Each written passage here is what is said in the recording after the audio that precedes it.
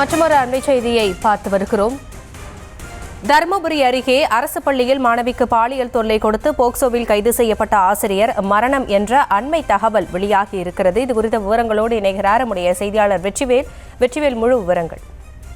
வணக்கம். அதாவது பார்த்தீங்கன்னா தருமபுரி மாவட்டம் நல்லம்பள்ளி அருகே இருக்கக்கூடிய ஒரு அரசு நடுநிலைப் பள்ளியில் ஆசிரியர் ஒரு குழந்தைக்கு 9ஆம் வகுப்பு படிக்கும் மாணவிக்கு பாலியல் தொந்தரவு கொடுத்திருந்தாரு.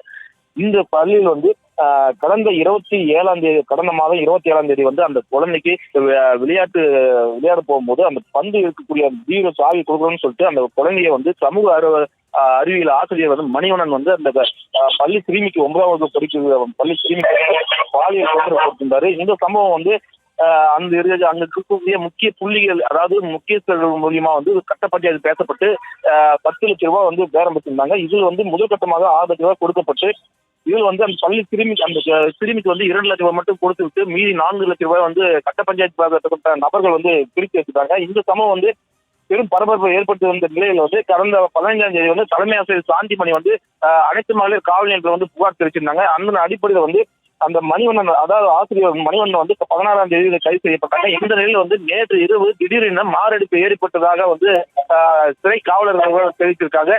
அந்த சம்பவம் அந்த சிறை காவலர்கள் தருமபுரி அரசு மருத்துவமனைக்கு எடுத்து வரும் வழியிலே மருத்துவர்கள் சோதனை செஞ்சதில் வரும் வழியிலே அவர் இறந்ததா தகவல் தெரிவித்திருக்காங்க. இந்த சம்பவம் பெரும் பரபரப்பா இருக்குது.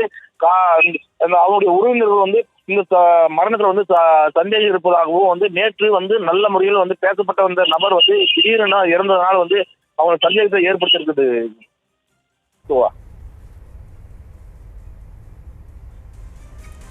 விவரங்களுக்கு நன்றி வெற்றிவேல்.